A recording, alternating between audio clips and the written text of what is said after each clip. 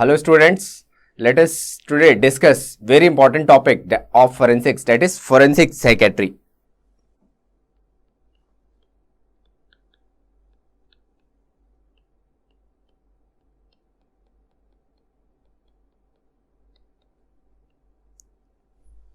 What do you mean by psychiatry? Psychiatry is a subject which deals with study, diagnosis and treatment of mental illness. Psychiatry is a subject which deals with study, diagnosis and treatment of mental illness. And what will be forensic psychiatry? How do you define it? It is application of psychiatry for forensic purpose, and forensic word means administration of law and justice. Like, what is the definition of forensic medicine? Application of medicine for administration of justice or law. Okay. Similarly, forensic psychiatry is application of psychiatry for administration of justice.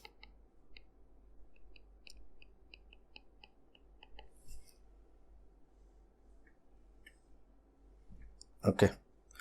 Now, there is a word called crime. All of you must have heard this term.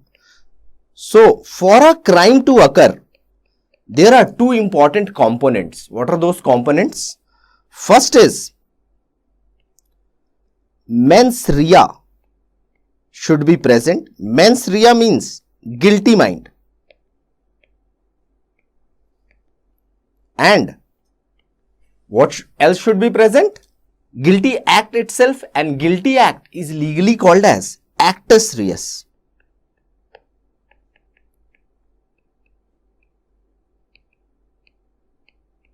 Okay. So crime, every crime has two important components legally. Mens rea, that is a guilty mind, performing some guilty act, that is the actus reus. Okay. Then there is a term called compos mentis. Compos mentis term means sound mind. A person of sound mind is said to be of compos mentis. Okay. So compos mentis means nothing but sound mind. Okay. Now, let us come to the important symptoms of psychiatry, which are important from forensic point of view. Important symptoms. These are your delusions, illusion, hallucination, delusion, illusion, hallucination and impulsive behavior. Okay. So, we will be covering these four important symptoms, starting with delusions. How do you define it? Delusions is defined as a false belief in something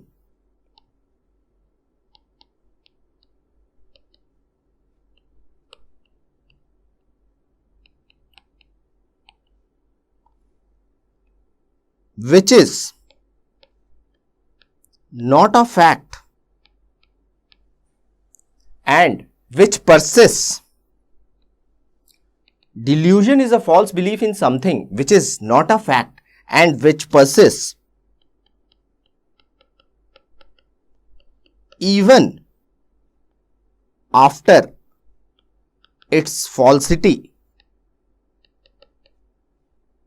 is clearly demonstrated.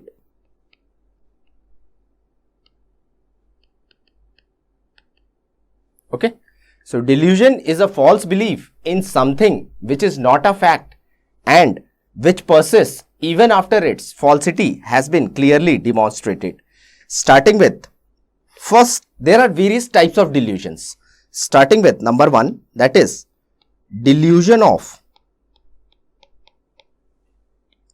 persecution.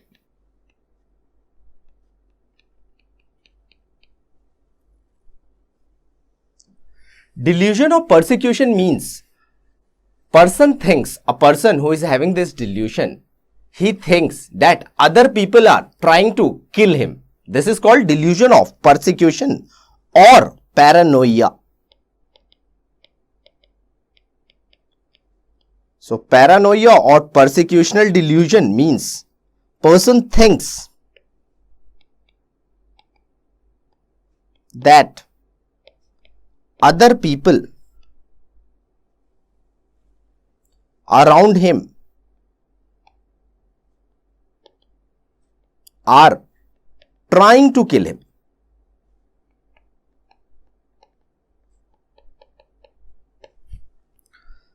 And this is the most common type of delusions. Most common type. Delusional persecution. Second important delusion is delusion of grandeur.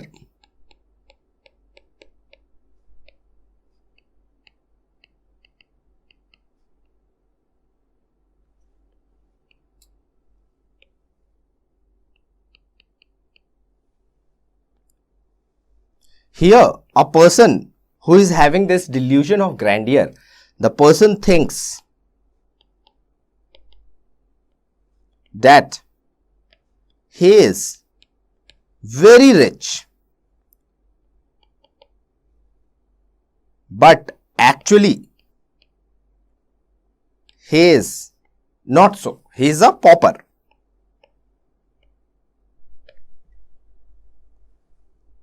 Third variety of delusion is delusion of reference.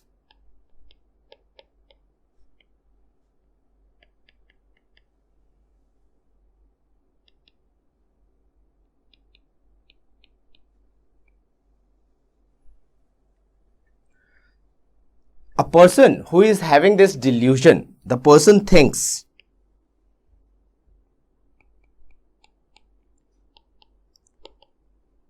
that everyone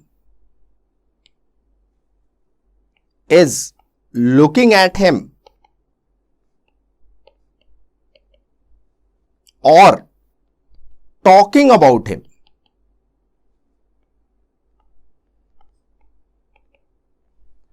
So, here the person thinks that everyone is looking at him or talking about him, or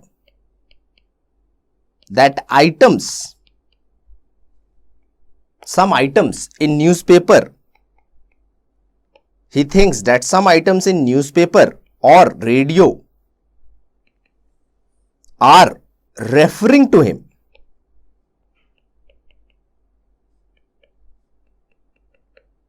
Okay. So, first is delusion of persecution, then that is the most common type of delusion. Then comes delusion of grandeur, where the person thinks that he is very rich, wherein actually he is not so, he is a pauper. Third type of delusion is delusion of reference, where a person thinks that people around him, person is looking at him or talking about him, okay, or that some items or news in the newspaper or radio, they are actually referring to him. So, this is delusion of reference. Next is delusion of influence.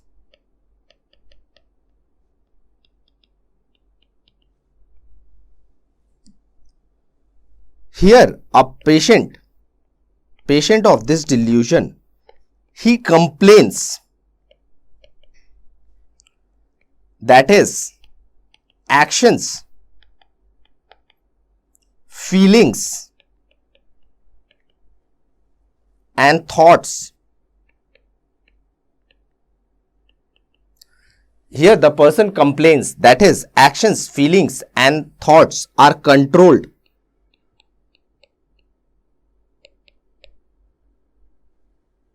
by some outside agency.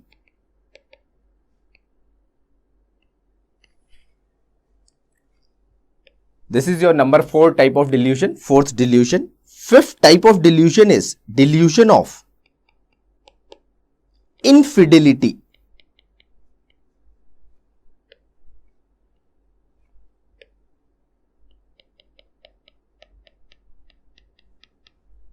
Also called as delusion of jealousy.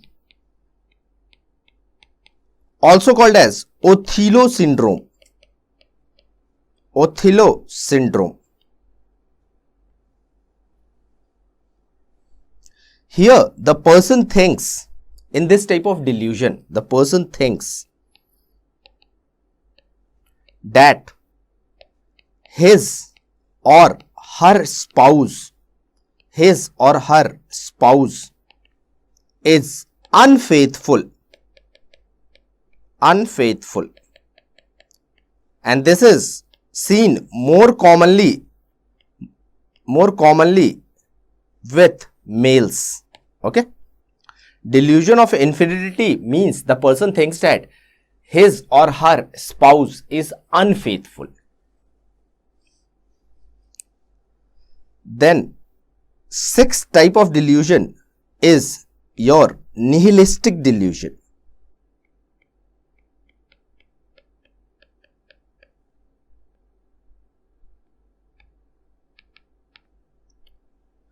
Here a person thinks that he does not exist. The person has a doubt over his own existence. This is called nihilistic delusion. Seventh type of delusion is hypochondriacal.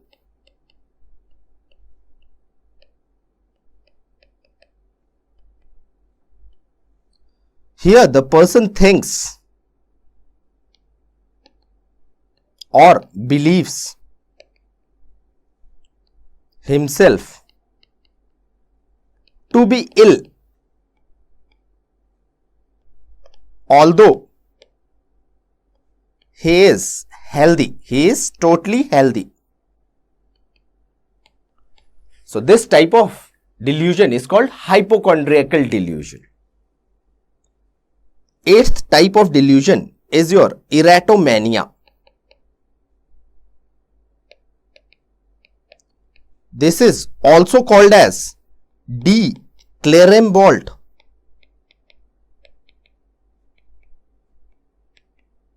syndrome. D. Clermont syndrome. Here the person believes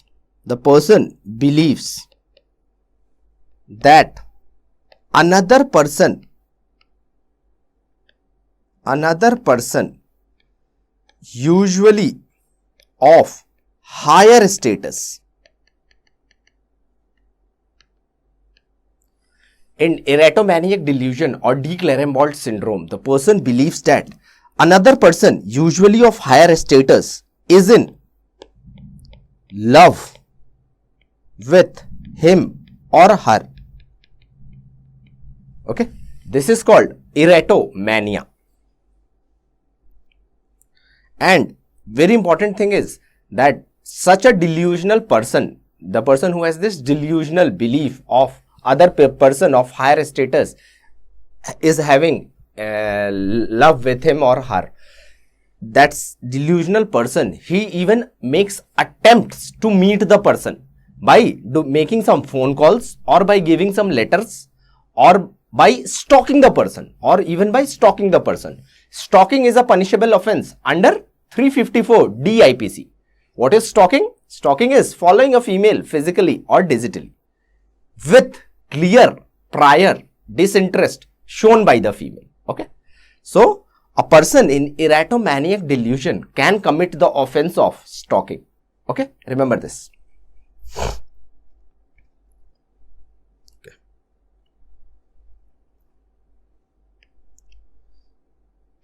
Next type of delusion is called Frigoli syndrome. Frigoli syndrome.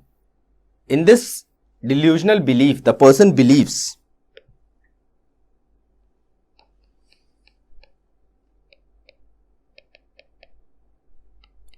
that a familiar person known to him, familiar person is coming in different disguise. Disguise means figure. The person has changed his figure. So remember, to remember this, remember there are a number of F's. Frigoli syndrome, the person believes that a familiar person has changed his figure.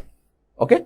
So Frigoli, familiar, change in figure. This is called Frigoli syndrome. Okay. To be differentiated from next type of delusion, that is Capgras syndrome.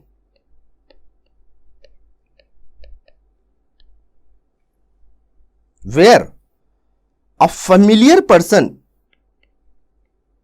in Capgras syndrome, a familiar person is seen as stranger. A person who has this delusional syndrome called Capgras syndrome, what happens here? A familiar person is seen as stranger. Okay. Familiar person means friend, spouse or parents. They are seen as strangers. When these familiar persons change their figure, what will be your answer? Frigoli syndrome. When these familiar people appear as strangers, this is called Capgras syndrome. Okay. So remember these 10 types of delusion, very important. Next symptom is your disorder of perceptions. What are the disorders of perception? First is your illusion. What do you mean by illusion? And second disorder of perception is hallucination.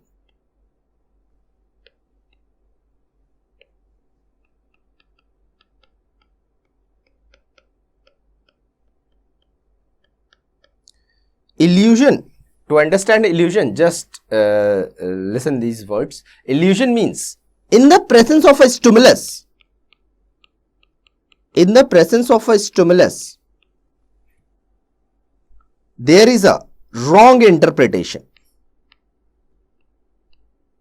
Wrong interpretation of the stimulus itself.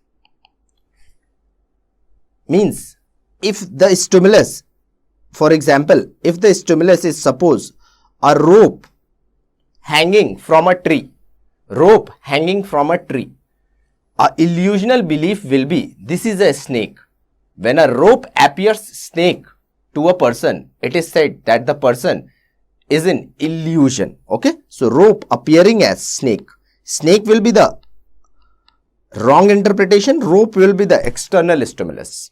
Compare this with hallucination. What happens in hallucination is, in the absence of a stimulus,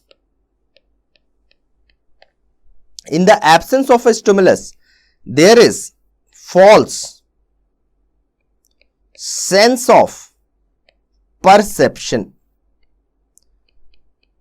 That means rope is not present, but the person is having this perception that a snake is there or a rope is there. Nothing is there, but a person, when he gets a perception that something like a rope is hanging from the tree, this is called hallucination. Okay. Very minute difference, but important. And there are two important types of hallucination related to sleep. First is called hypnagogic hallucination, and second is hypnopompic hallucination. All the hallucinations which come before sleep,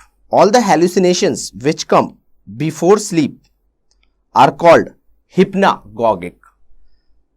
Whereas hypnopompic hallucinations, they come when a person is awake from sleep.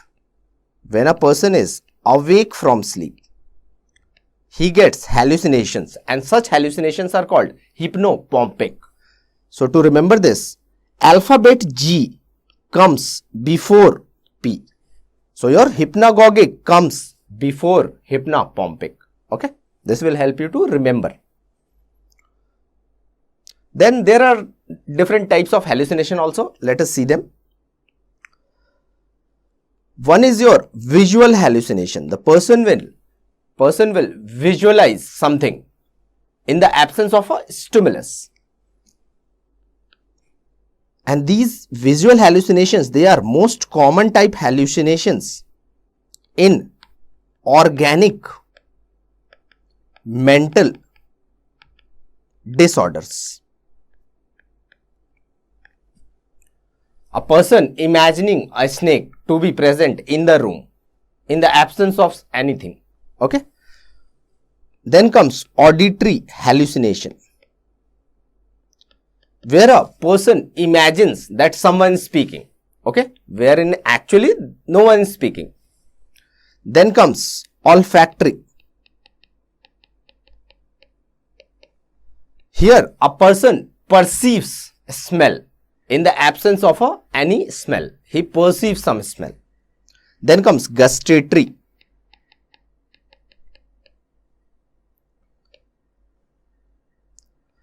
Gustatory hallucination means person feels taste in different taste in his mouth in the absence of anything in his mouth. The person feels taste. And last is your tactile hallucination. These are also called as haptic hallucinations. One of the examples of tactile hallucination is your all-time repeat question of All India AIIMS. Hallucination as if insects are crawling under skin. This is a type of tactile hallucination. This is seen in which chronic poisoning? Answer will be chronic cocaine poisoning. And this symptom of insects crawling under the skin is called Magnan's symptoms or formication. So let us write all these things. One of the types of examples of tactile hallucination is Magnan's symptoms.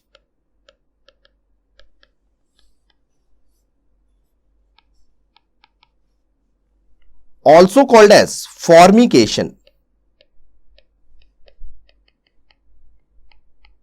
And what is the hallucination? Hallucination or the perception is insects crawling under skin. This is seen in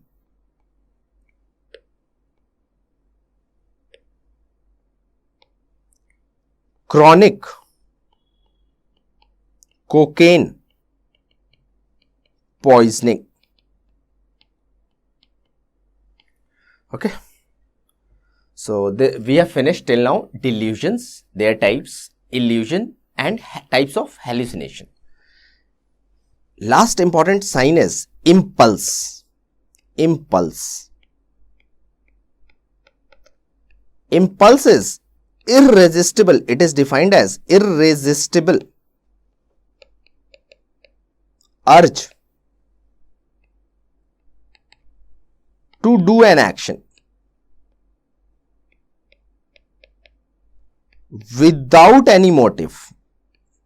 Without any motive.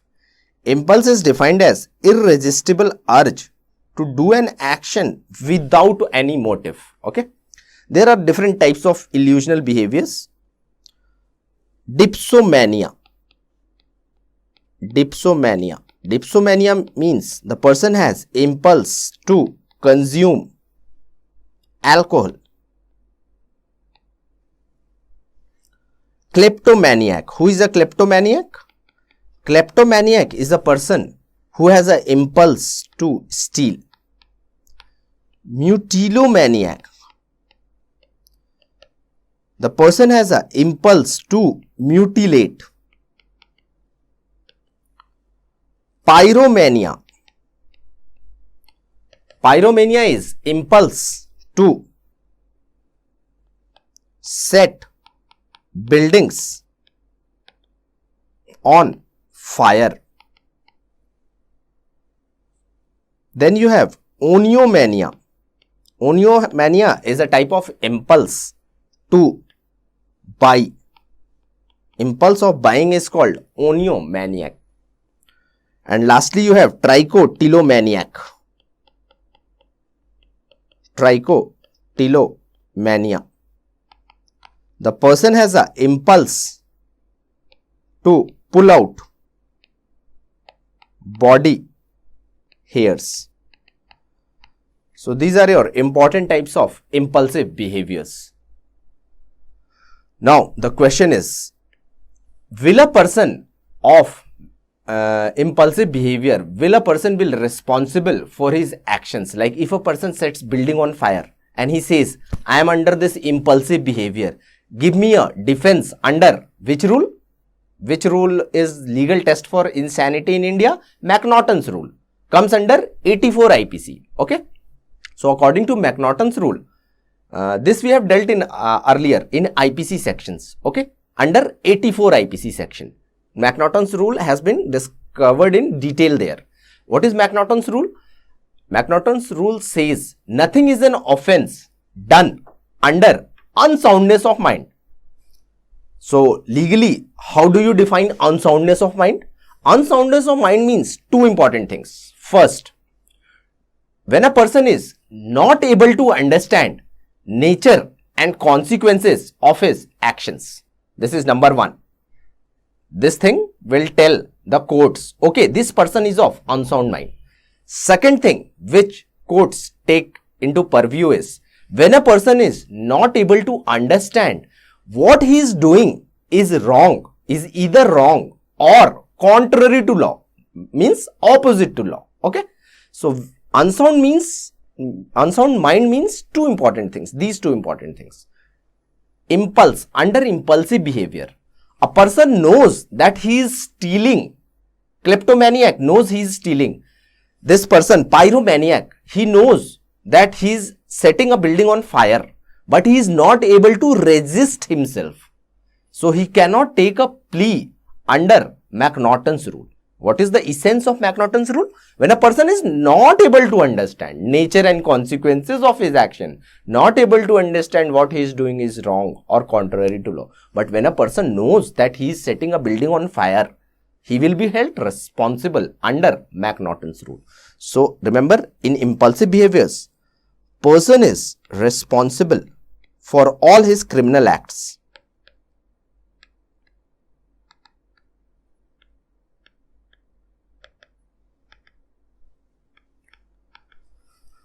Okay.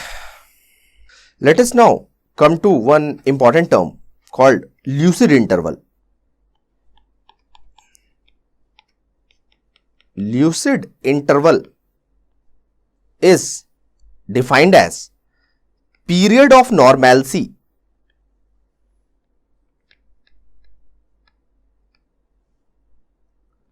between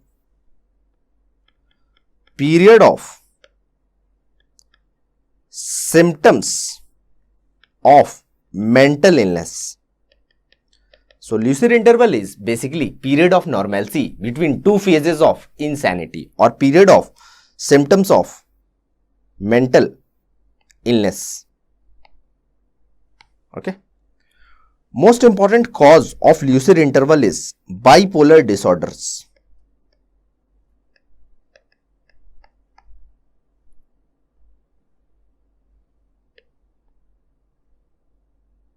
Bipolar disorders.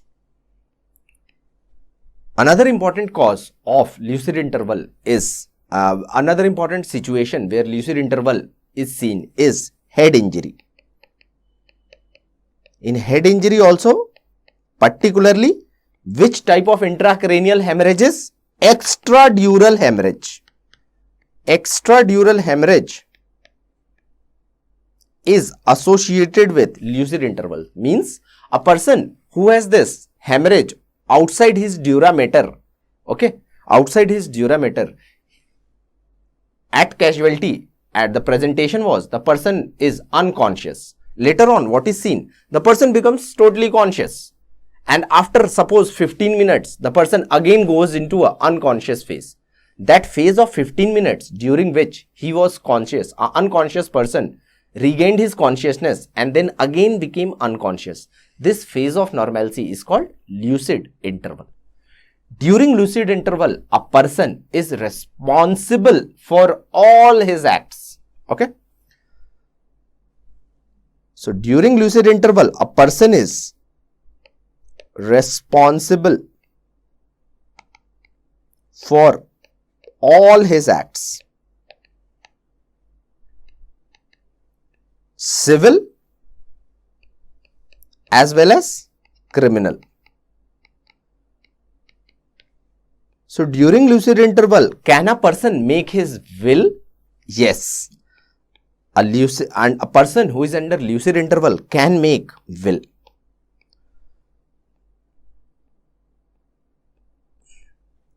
And criminal acts, for example, committing a murder.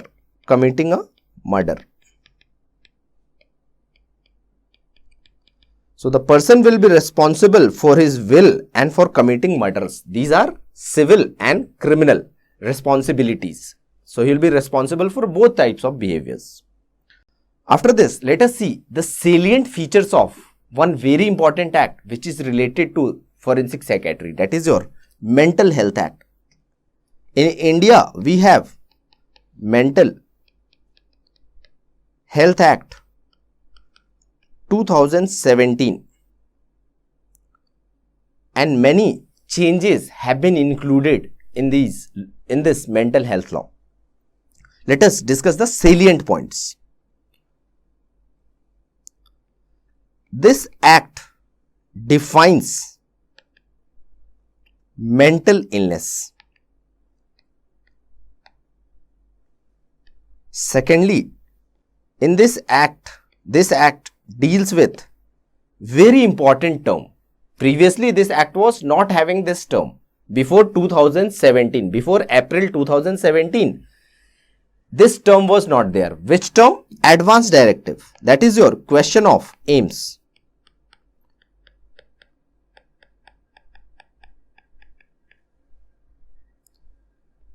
Second important salient point is the person can make advance directives. Advance directive means the person can make in his own handwriting that how he should be treated in near future if he becomes mentally ill, how or what treatment is not to be given to him in future.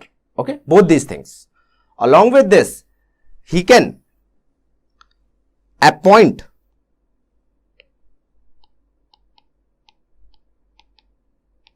an individual as nominated representative to look after him if he becomes mentally ill in future. Okay. He can appoint an individual as nominated representative. This is one thing. Second important thing is he can make in writing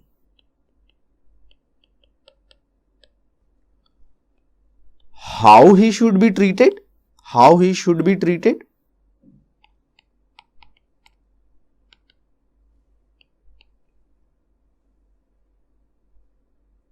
and he can also make in writing the way he should not be treated or cared. Okay. So, advanced directive terms should be very clear in your mind. It means people can make beforehand in his own handwriting when the person is of sound mind that once he becomes mentally ill, what treatment is to be given, how he should be treated, how he should be cared for, or he can also make in writing what treatment is not to be given, and then he can appoint an individual as his nominated representative also, okay, in this written document, and this written document will be called Advance Directives under Mental Health Act 2017. Then next important point is, before ECT, electroconvulsive therapy is needed in some procedures, in some ailments. Before ECT, prior muscle relaxants is to be given.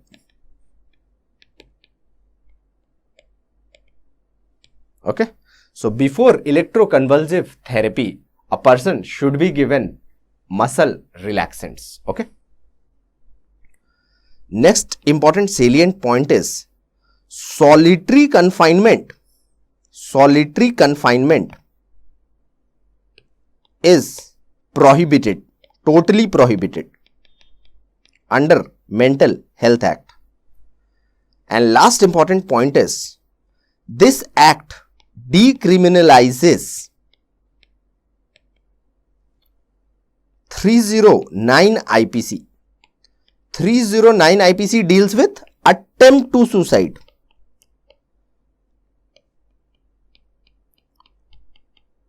So previously, if a person suppose has committed hanging and he was saved, he was taken to hospital and there the person revived with a ligature mark, the person revived, the life was saved. Now what used to happen?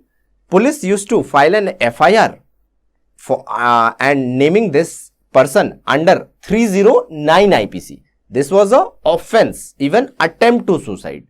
But according to Mental Health Act, it has decriminalized this 309 IPC. Decriminalized means this attempt to suicide is not an offense anymore. So this is not an offense anymore, because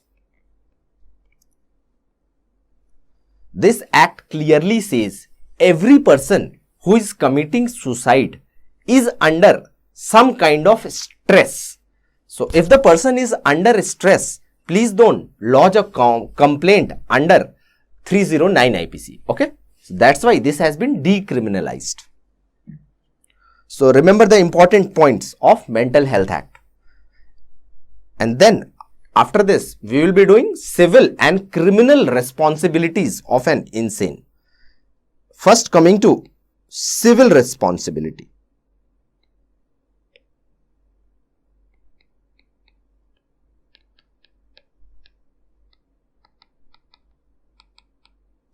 Of an insane. Civil responsibility of an insane. Under this heading, we have some important things which come as questions. Let us see them one by one. First important thing is, what do you mean by testamentary capacity? Testamentary capacity is defined as ability to make a valid will. Okay.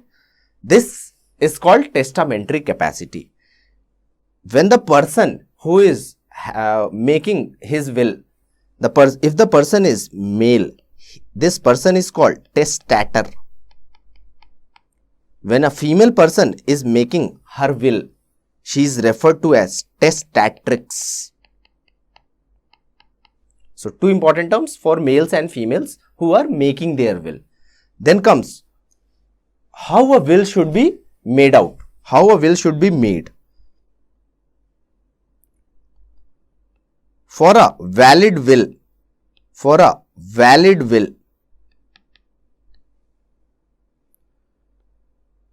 it should be written. It must be written. Okay. It must be written or typed. First important thing, by a major person. By the word major, we means that age of the person should be more than 18 years and the person should be of compos mentis, that is sound mind.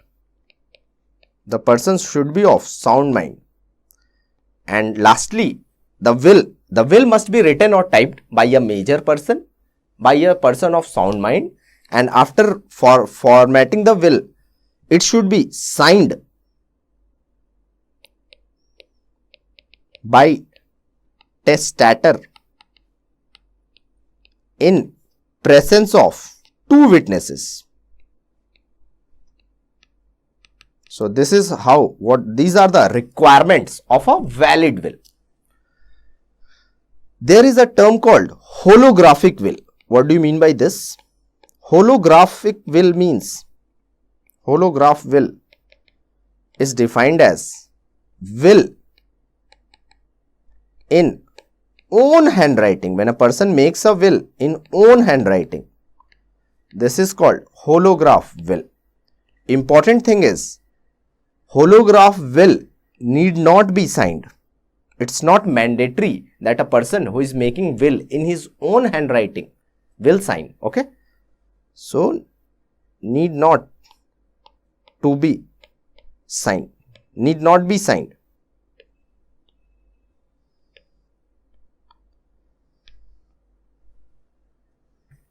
Holographic will need not be signed, okay, because the person is making this will in his own handwriting. Next important civil responsibility of in insanity is about management of property. Management of property. What happens when a person becomes insane? What happens? The relatives of that insane person, they approach a district court. Okay, the district court arranges for judicial inquisition. A judicial inquisition is done by presiding officer of the court with or without the help of a psychiatrist. Okay, if the person is found in reality by the presiding officer to be insane, what will happen? The court will appoint a representative, a manager or guardian to look after the property of the person who has become insane. Okay, the courts will appoint a guardian, or so for management of property. If the person becomes insane, what happens is relative of the person, relative of mentally ill person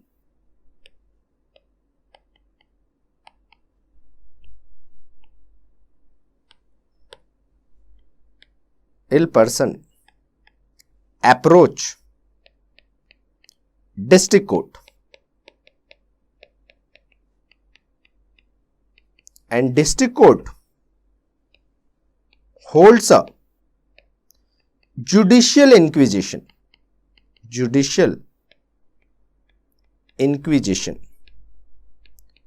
And for this judicial inquisition,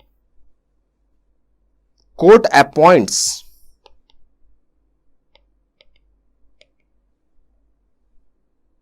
presiding officer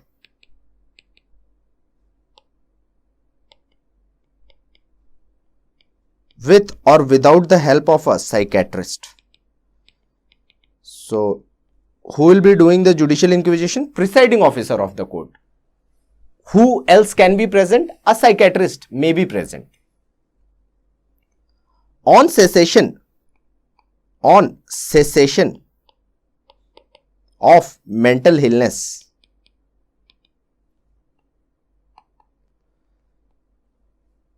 second examination is done again by presiding officer. If the person now is found to be mentally sound,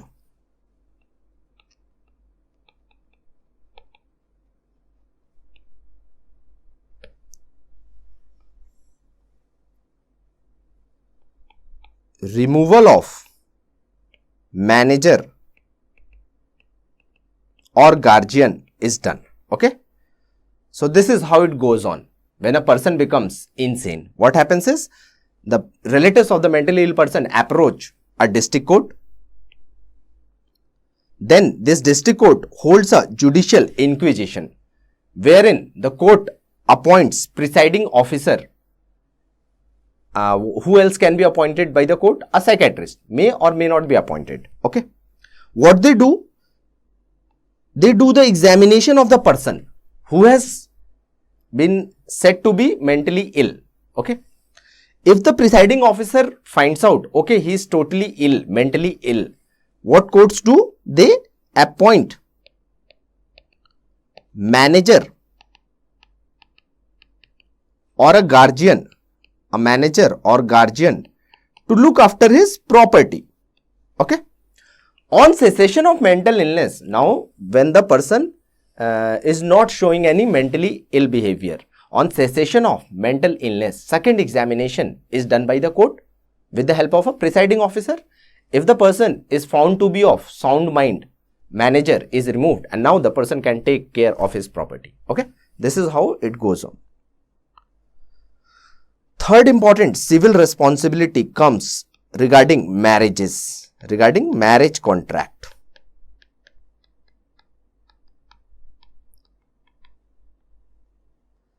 Marriage contract becomes null and void if either party is mentally ill at the time of marriage. Okay.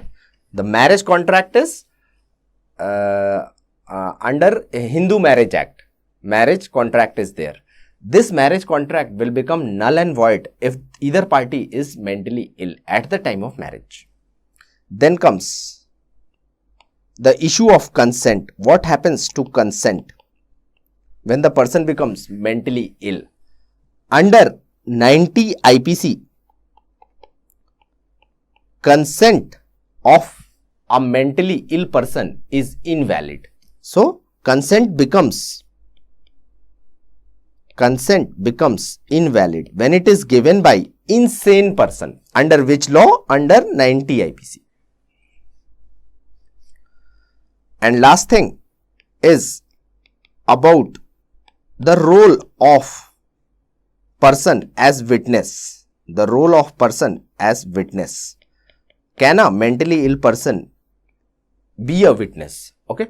The courts clearly mention under the law clearly mentions under 118 section of Indian Evidence Act. It is clearly mentioned that the person, every person is competent. Every person is competent. This section says every person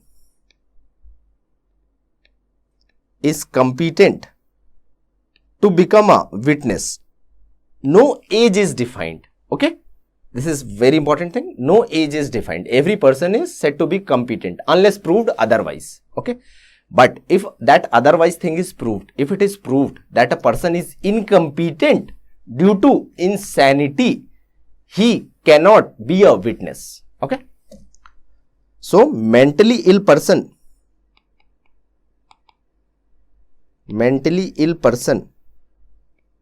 is incompetent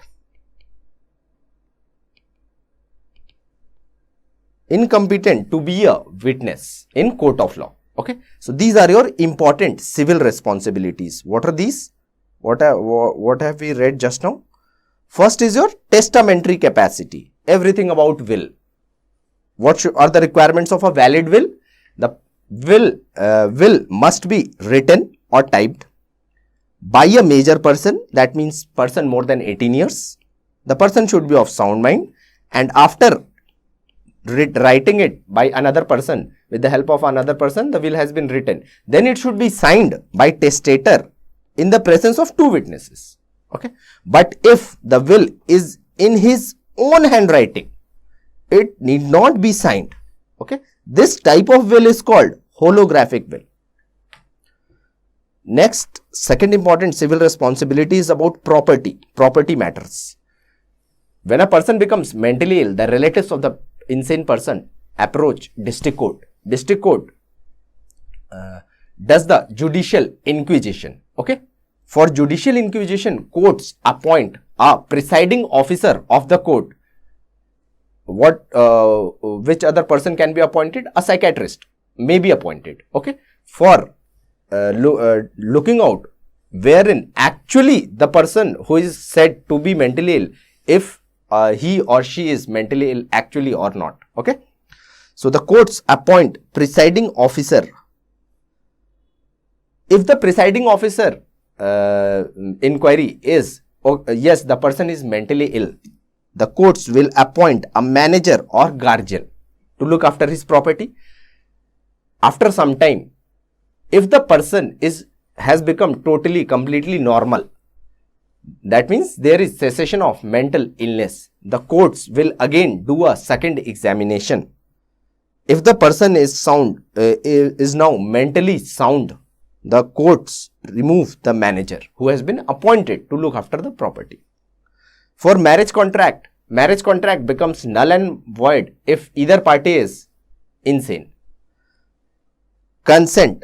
An insane person cannot give consent. His consent will become invalid under 90 IPC. Coming to role as witness. An insane person cannot be a competent witness. Under insanity, a witness is incompetent. Okay.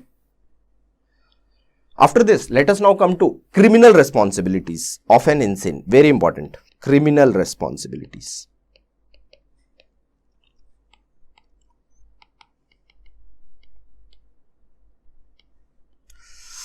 Criminal responsibility. Under this heading, we will see first your Indian law.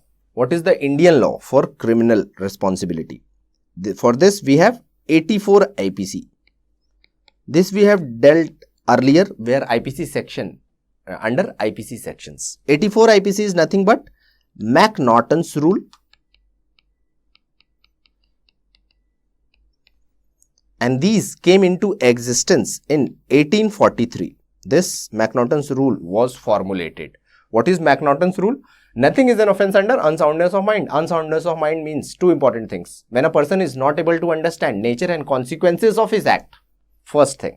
Second thing is, when a person is not able to understand what he is doing is wrong or contrary to law. Okay. After this, in 1887, came your irresistible impulse test. Irresistible.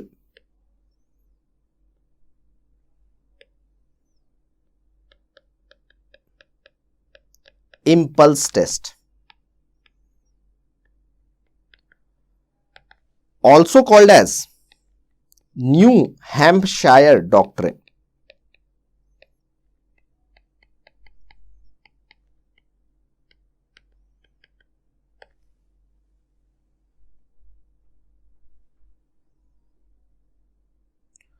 This doctrine gave a defense for impulsive actions. Under this doctrine, a person who has done an impulsive behavior, who has shown impulsive behavior and committed some act like a pyromaniac, if he sets buildings on fire, what will happen in India? Under McNaughton's rule, since he is knowing this fact that he is setting a building on fire, he will be held responsible. But under irresistible impulse test, the person who is doing any act under impulsive behavior, he becomes non-responsible. Okay. So, under irresistible impulse test, under all impulsive acts, a person is not responsible for his acts. Okay. What is irresistible impulse test? It means this doctrine says a person is not responsible if he is incapable of restraining himself, if he is incapable of restraining himself because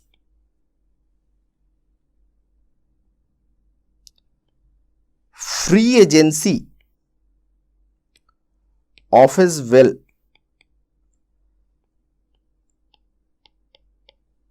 is destroyed, free agency of his will has been destroyed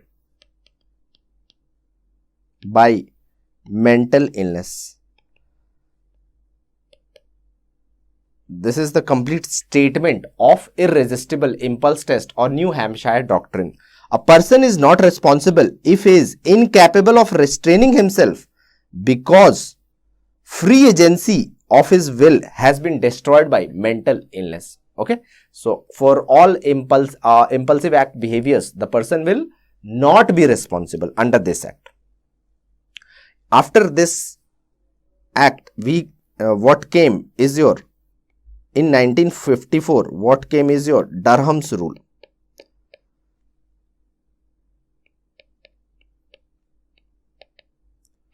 Durham's rule.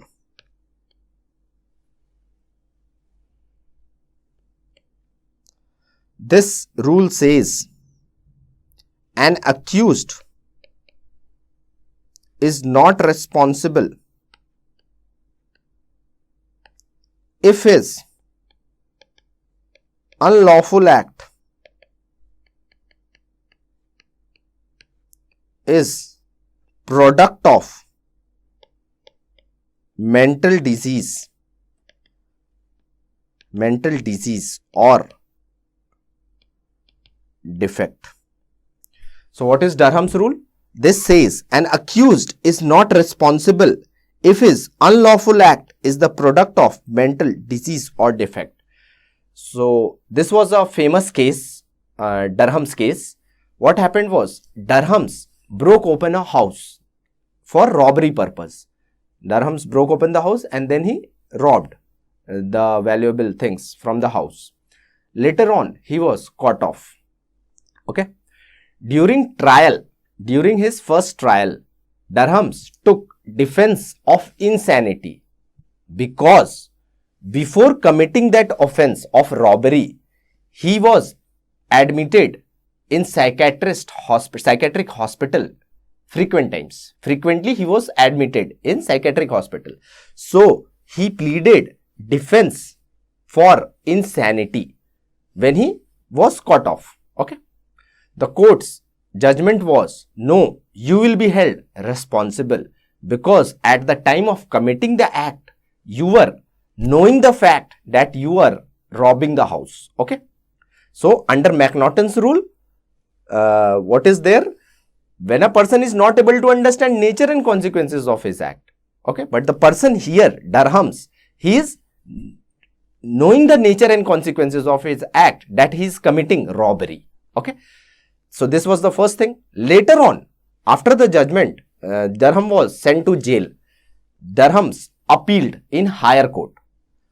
In higher court, the judgment was, Durham is not responsible for his acts because his whatever he did, his unlawful act is the product of mental disease or defect. Okay. So, Durham's was later on released when his appeal trial was done. Okay. Then comes your Curran's rule. After Durham's rule. In 1961 came your Curran's rule.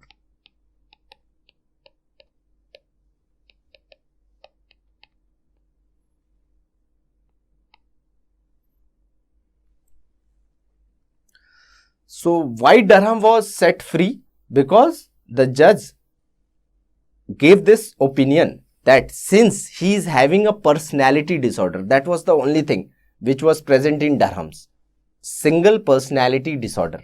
Okay. Based on this mental illness, it became a proximate cause for his behavior. Okay. And he was said to be not to be responsible. He was said that he is not responsible. It was said, okay, in court of law. What happened in Curran's rule? This is again a case, Curran's case. Okay, based on the name, Curran's rule name has been given.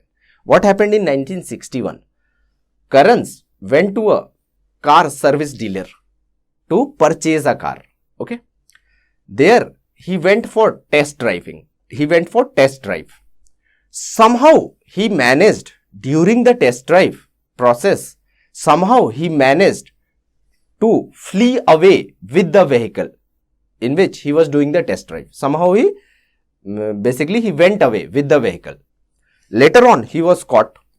He was brought to justice. During trial, Curran's took the plea. Curran said that give me the defense under Durham's rule.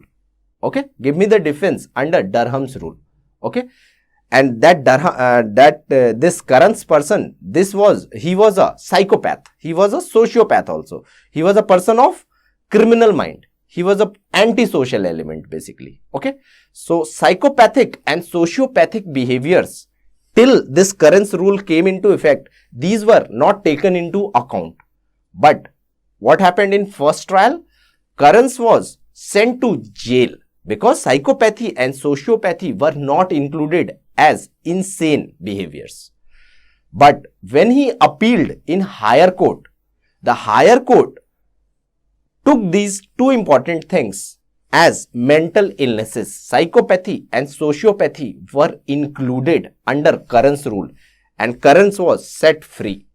The judgment was Curran's is not responsible for his acts because he has some antisocial and psychopathic prior behaviors. Okay. So what is Curran's rule is? It says an accused is not responsible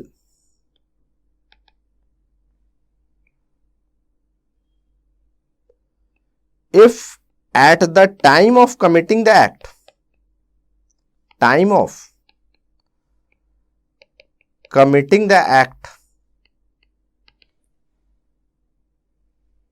he did not have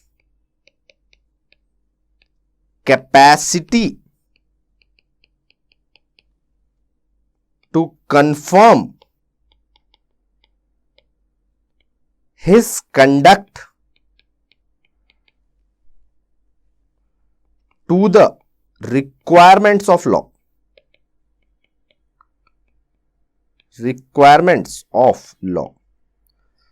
How to remember these rules? One important thing, Durham's starts with the alphabet D, and here you have mental disease or defect in Durham's rule. Okay, so remember this alphabet D, mental disease, product of mental disease or defect. Whenever the unlawful act is the product of mental disease or defect, a person is not responsible. According to which rule? Durham's rule. According to Curran's rule, a person is not responsible if at the time of committing the act, the person did not have capacity, alphabet C, to confirm, again alphabet C, again conduct, alphabet C. So Curran's starts with alphabet C, and what are the important points in Curran's rule? Capacity to confirm his conduct to the requirements of law. The person will not be responsible. Okay. After this, Curran's rule in 1961 came your American Law Institute test in 1972. American Law Institute test. This says this test of insanity is followed in US, many states of US. This is the best test for insanity. In India, what do we follow? We follow a rule which was formed in 1843.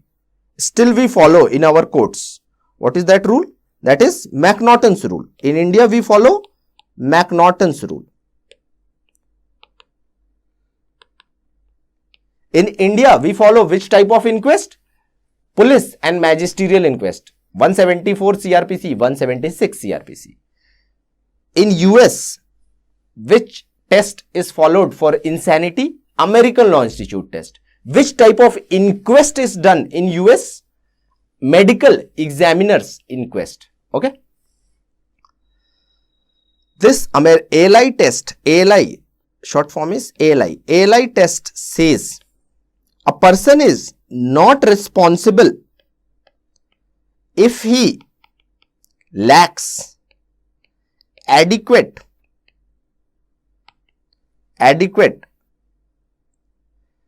capacity.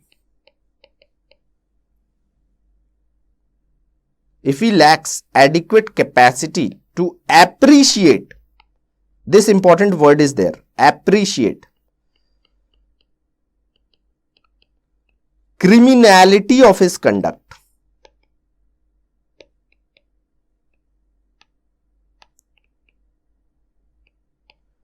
Due to mental disease or defect. So, how to remember AIIMS? This starts with alphabet A, and remember appreciate also starts with alphabet A. So, what is American Law Institute test? A person is not responsible if he lacks adequate capacity to appreciate the criminality of his conduct due to mental disease or defect. Okay. So, this is one part of American Law Institute test which says a person is not responsible if he lacks adequate capacity to appreciate his criminality of his conduct. Second part is if he lacks adequate capacity to conform his conduct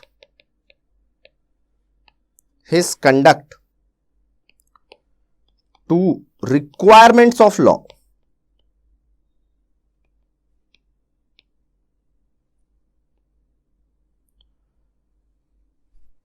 And why this is best? This is best because it has covered cognitive insanity in the first part. It has also covered volitional insanity in the second part. Volitional insanity is not covered in your McNaughton's rule. This is the fallacy of McNaughton's. Control factor is not there. Control of emotions, volitional component is not there. Volitional insanity is covered in American Law Institute test. That's why it is the best test. Okay. Okay. We have finished all the important tests for criminal responsibility of an insanity. Then after this, let us see in India, what are the situations where a person is not responsible for his acts according to McNaughton's rule. Under delirium tremens, a person is not responsible in India for his acts if he is under delirium tremens, if he has committed some act, criminal act. Second is somnambulism. Under somnambulism means sleepwalking. If during sleepwalking a person commits murder, in India he will not be responsible if the act is done during sleepwalking. According to which rule? According to McNaughton's rule. Third is somnolentia.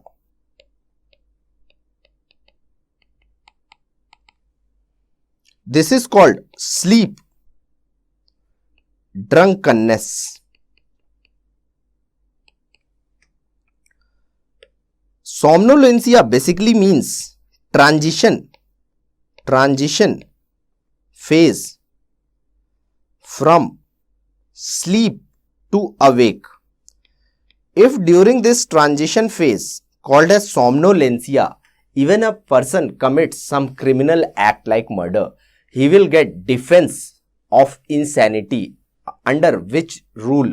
Under McNaughton's rule in India. And last thing, where a person is not responsible in India is your oneroid states, dreamlike states. Oneroid states. And the last condition is your oneroid states. Aneroid states means dreamlike state. dream-like state. Most important cause of aneroid state is prolonged sleep deprivation. So, if in the court it is proved that the person was in aneroid state during his unlawful act, he will get defense under McNaughton's rule. So, these are your 4 important conditions in India where a person is not responsible for his acts. Okay. This finishes our forensic psychiatry. Okay. Thank you.